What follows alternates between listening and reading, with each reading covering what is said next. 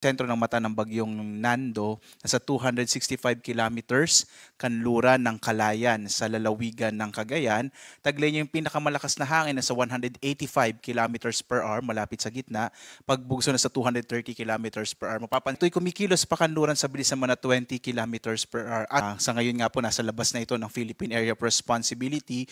By tomorrow nasa 475 kilometers ito kanluran ng Basco sa Batanes, signal number 3 sa Ilocos Norte, northwestern portion ng Apayao, gayon din sa northwestern portion ng mainland Cagayan kasama yung western portion ng Babuyan Islands. Samantala, signal number 2 sa Batanes, nalalabing bahagi ng Babuyan Islands, northern and central portion ng Cagayan, nalalabing bahagi ng Apayao kasama rin yung Abra, Kalinga, western portion ng Mountain Province, northern portion ng Benguet, Ilocos Sur at northern portion ng La Union.